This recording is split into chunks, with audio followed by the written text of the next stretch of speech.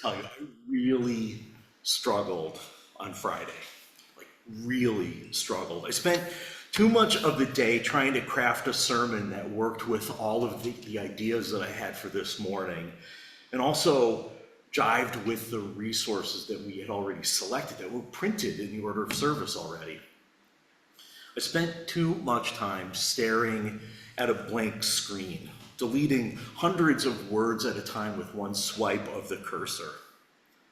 Part of me wanting to address the conversation that has been happening in this country over the last few days, and part of me not wanting it to take up any of our time together. Knowing that even though we are of like mind, we are not of the same mind. We don't share one brain. We may have differences in our feelings and responses to the assassination of Charlie Kirk. And so during this month, when we explore what it means to belong, on this Sunday when we'll spend some time reflecting on the gentle art of self-reflection, it might be helpful to share where I am right now. I'm not grieving Charlie Kirk. Honestly, I barely knew who he was before Wednesday, but I know from his own words and deeds that he saw people like me, people like many of us, as the enemy. I'm not glad that he's dead. I don't wish to trample on the memories of two children who lost a father. I don't wish to rehash all the ways in which everything he said or did was anathema to everything that I've dedicated my life to. But I will say this. It's hard to have empathy for someone who once said that empathy is a fake, destructive, wokist concept. A person who talked repeatedly, proudly, about his own selective empathy. So my thoughts and prayers now are not with him. My heart is with the United States, with all of us as a nation, because this violence, this cold-heartedness, this constant shifting of blame, otherizing, dehumanizing, that with each event widens the divide and deepens the acrimony, it must end if we're going to survive. So what can I do? Here's where I start. In the life of this community. Through our covenant, our promise to each other and to the world about how we strive to live. So let's all rise now as we're willing and able and recite together our covenant. And if you don't know,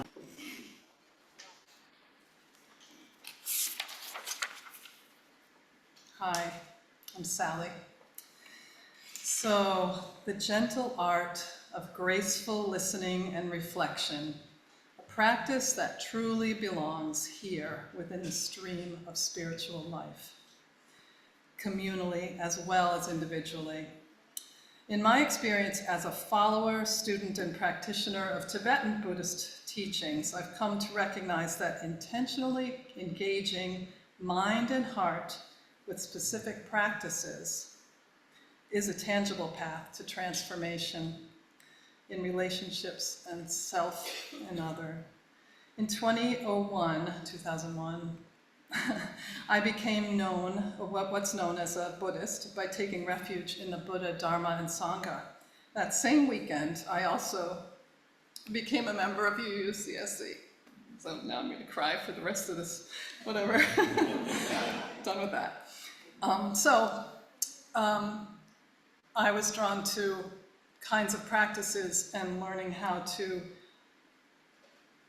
bring those practices into a life in a church experience. The Tibetan word for Buddhist is Nangpa, often understood as insider, as in one, it's insider like this, one who seeks answers from within the nature of mind, recognizing that our true nature is already whole and wise, free, and we have all we need to become free from the sufferings of daily life. Technically, an insider has taken refuge in the Buddha, Dharma, and Sangha, or the three jewels.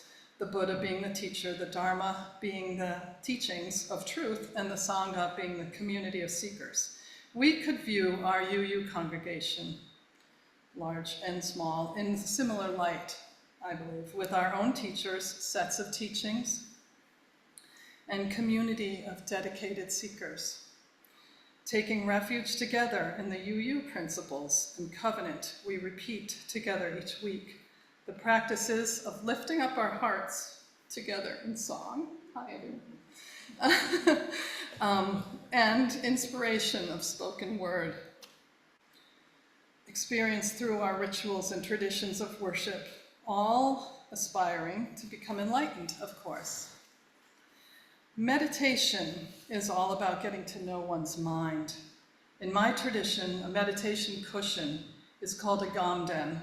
The Tibetan word gam is said to mean habituate the mind with positivity. It helps to transform a stressed mind that's busy with jealousy, aversion, anger, and greed to become clear and focused, flowing with compassion, love, patience, generosity. Meditation practice is central to becoming familiar with the mind and recognizing our own patterns and tendencies. With meditation, we develop the habit of repeatedly returning to a relaxed state. With this stability of calm, we can increasingly have access to the mindfulness of choosing responsiveness versus reactivity. With a practice known as the 6 paramitas, we practice examining ourselves in the context of everyday life with a focus on the virtuous activities and qualities of patience, generosity, joyful effort or discipline or exertion, meditation, meditative concentration, and the wisdom of recognizing the inherent emptiness of all. Well, we can go into that another time. In the context of these qualities, we can observe ourselves and our habitual patterns and reflect on where change would be beneficial. Throughout the day, because of my experience with these kinds of practices, I'm reminded to notice challenges all the time, every minute, every second, every moment. Challenges to my ability to have patience, generosity, joyful effort, concentration, discipline, not to mention trying to remember the wisdom of the emptiness of phenomena. Yeah, it's true. I have to say there are times when the opportunities for self-reflection can come too often, but I try to have patience with myself. In the context of our upcoming new reflection circles program, something to consider is, what does it mean to reflect versus discuss or make presentations of opinions? Or how to carry the practice of reflective listening into any interaction all day. I was inspired by the practice brought here by Rebecca Foster, where we slowed and breathed together after each shared offering. It was a meeting that we had as a congregation. She used a toy to illustrate the rising and falling of a breath, helping all to relax and slow the pace and give space for whatever is being said and space for reflecting on that. The graceful practice of listening requires patience and generosity and the discipline of holding the procedures of the container, including the group covenant. We may think we're all coming to tell our stories, but what we can really make happen could be a beautiful dynamic of receptivity, an intimate community of patient listeners, willing to be with one another as we explore our inner worlds. Because we're focused on reflection, we can be free from judgment, competitive discussion, and advice giving. If we approach all of our community's gatherings, even our other small groups that we need to get together with, and committees and things, with a true intention of practicing to be in that graceful space of receptivity, listening with an open mind, with our hearts, strong and focused presence, we can grow those responsiveness habits.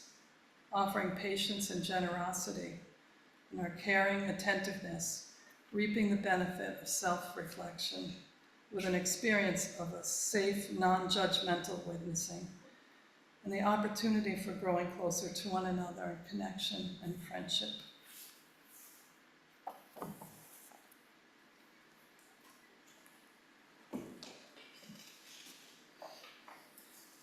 Please rise now as you're willing and able.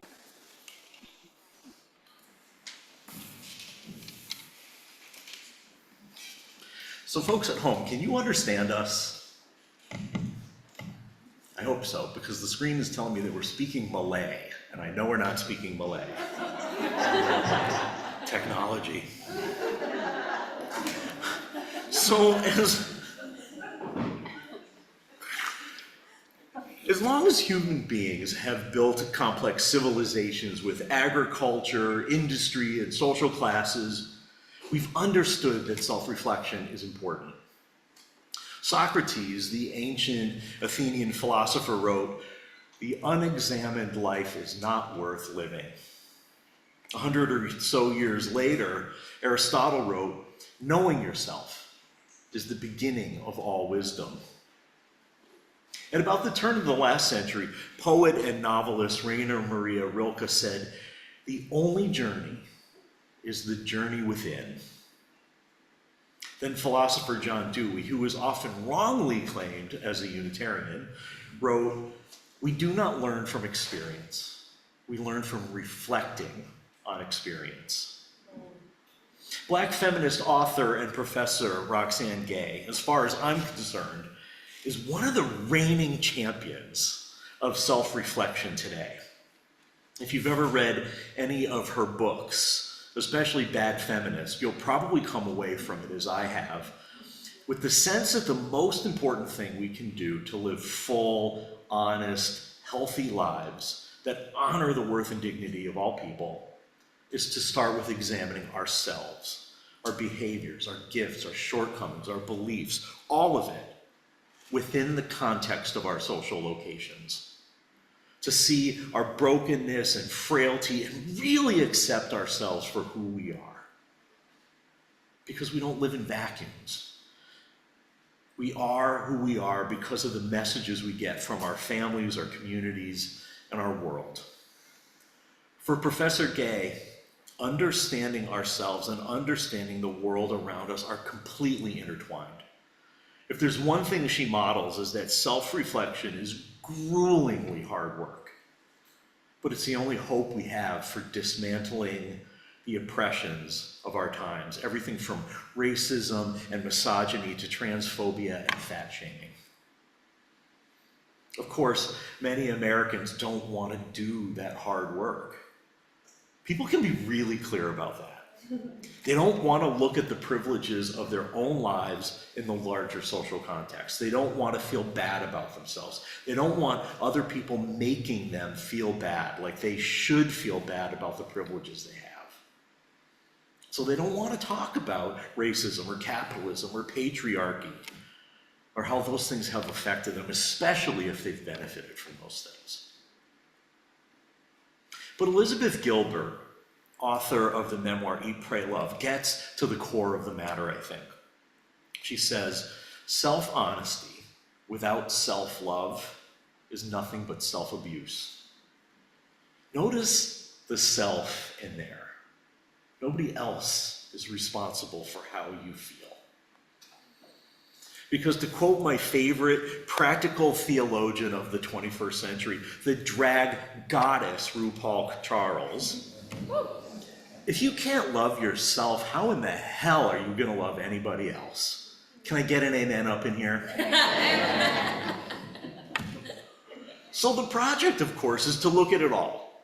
Our lives, our culture, our shared history, lovingly, with grace, cultivating a capacity for forgiveness, beginning with ourselves. Because really, if you can't forgive yourself, how in the hell are you going to forgive anybody else, right? It's been forever since I read it, but at the time, Eat, Pray, Love felt like a manual in the art of self-reflection. Sure, most of it took place in these really glorious settings while indulging in the best pleasures in life. And sure, it was a memoir, a genre that often feels like shameless self-promotion. But Eat, Pray, Love showed me that self-reflection isn't just a hedonistic act of self-involvement or self-glorification.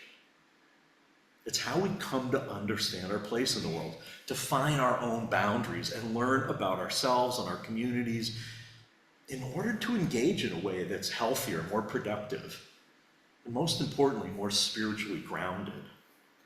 It kind of made me want to write a memoir, and then I realized I kind of was writing a memoir as a loose collection of personal essays, spiritual reflections, and even sermons. David Sedaris got me writing those kinds of reflections back in 1998. I was on a plane from San Francisco to Hartford when I opened his book called Holidays on Ice. People know it. So on the cover of this book, Holidays on Ice, there's a picture of a cocktail with a big, huge ice cube and condensation on the outside of the glass. A few weeks earlier, I had heard on NPR his reading of an essay from it about working at Macy's during the Christmas season, playing an elf called Crumpet. I laughed so hard on that plane, I had to keep wiping away tears. My sides hurt, and people stared at me like I was nuts.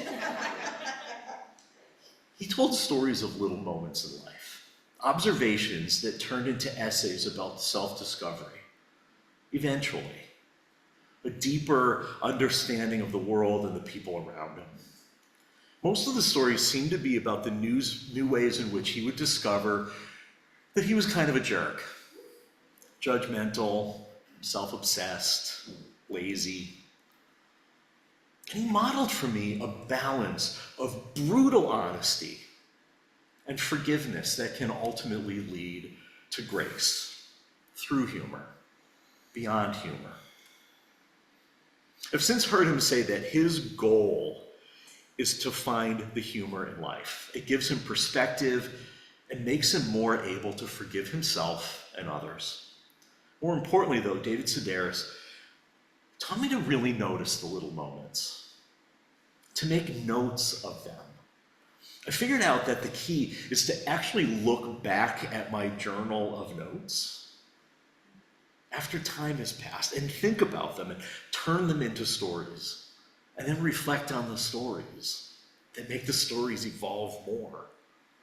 It was seminary that taught me how to unpack the stories, to use them as opportunities for reflection, opportunities to better understand my place in the world, my interconnectedness with all being, and perhaps most importantly, to make meaning of my own life. Seminary taught me that it's so hard to engage in self-reflection alone, largely because, at least for me, it's hard to take the time for self-reflection, and it's really hard to lovingly put aside all the chatter in my monkey mind so that I can hear that still small voice within, the voice of wisdom, the voice of the universe. Partners really help the process of self-reflection. Partners help us focus because they can hold up mirrors that allow us to see ourselves through their eyes. Partners listen and maybe even ask questions that help us see the humor. Obviously, I believe in the process of self-reflection, for self-growth, for spiritual maturity, for building compassion, for exercising grace, for taking the first steps in creating the just world we all want to live in. And isn't that the work that we promise to do together here as a spiritual community? So I want to share with you this morning 2 opportunities to engage in self-reflection in partnership with each other. First, you can do what dear Sally just did this morning. You can share a spiritual reflection from the pulpit during worship. And usually the way this works is I have an idea for a service, and then we get together and talk about the service. We unpack ideas, we riff off of each other, we look at ideas from different angles, and see kind of what sparkles in the sun that could somehow shine light on events or thoughts or lessons from our own lives. I send you home with a writing prompt, an idea to think about that relates to the topic of the sermon and the story that you want to tell. And your story, your spiritual reflection, then affects the sermon. Maybe I make the connection clear. Maybe I leave it up to the congregation to make the connections that they'll make. But the process is mutually engaging and symbiotic and incredibly energizing. The best part is that whenever you share a spiritual reflection during the service, it does at least two things. First, it sparks ideas in others. Your story, your insights remind them of something they may have otherwise forgotten. And you'll probably have a really great conversation. Second, sharing your reflection deepens the relationships and connections in the congregation. We all get to know each other better. We get to see the ways in which our humanity intersects beyond the simple idea of being like-minded. We all get to see the ways in which we are all broken and perfectly whole. We all get to see the ways in which we are all our own special creations and the products of the families and cultures we come from. So if you're interested in sharing in this way, in a spiritual reflection during the service, let me know. We'll be having another grounding session the morning of October 11th for the people who regularly make a practice of sharing in this way and helping out in the service. Now, the other way in which you can engage in self-reflection in the congregation is to join a reflection circle that Sally mentioned. You may have noticed in the newsletter that we'll be offering 3 reflection circles at different days and times and frequencies throughout the year. So let me tell you a bit about them. First off, we practice forgiving ourselves and others. The hope is to find the humor in the pain, the magic in the familiar, and the banal in the seemingly extraordinary.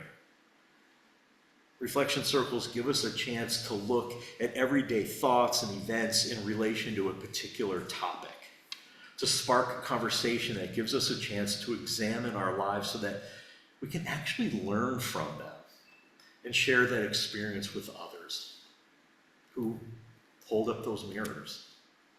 As a program of the congregation, the goal is to create space for members, especially newcomers, to plug into the congregational community. We seek to help nurture relationships built on deep listening and sharing with vulnerability. This is largely about relationship building, so involvement requires commitment to a short-term, time-limited group covenant, making the group a priority throughout its duration. We're going to use Unitarian Universalist materials designed for this kind of group, and each circle will have a trained facilitator. But leadership is shared. Everyone in the group will have a responsibility for making and upholding a covenant together. Each group will meet 8 to 10 times for 90 minutes each time, with 8 to 12 participants per group. No fewer than 8, no more than 12. And we'll have these 3 groups. The first Wednesday of each month at 6:30, starting October 1st, which I will lead. Another on Mondays at 2:30, twice a month, October 20th through March, which Sally will lead. And a final one on Tuesdays at 1 o'clock, 8 weeks in a row, beginning in late January, which Lee Cowan, our Director of Religious Exploration, will lead. This is something that folks have been asking for a while, and it feels like this is the time to make it happen. Like this is a time we need for this to happen. Because we know, even though sometimes we need reminding, that self-reflection is not about beating ourselves up for the mistakes we've made. It's about caring for ourselves in a world that often feels like it's trying to hurt us. Bell Hooks once said that self-reflection is an act of self-love and self-care. But it was Audre Lorde who said, caring for myself is not an act of self-indulgence. It's an act of self-preservation. And that is an act of political warfare. And that's the kind of political warfare we need in these times. Deep sharing and deep listening as tools for reinforcing the interconnected web of all existence. at the very least, being together and sharing our stories, reflecting with vulnerability and mutual care will get us through and provide us with a counterbalance to the prevailing narrative of division. Please rise now in body or in spirit as we lift our voices together in singing hymn number 6. May those who lack shelter find a home. May those who are pursued in wars of all kinds find safety. May those who are falsely blamed for the faults of others know their own worth. And may each of us see ourselves in all of them, knowing that we are all one.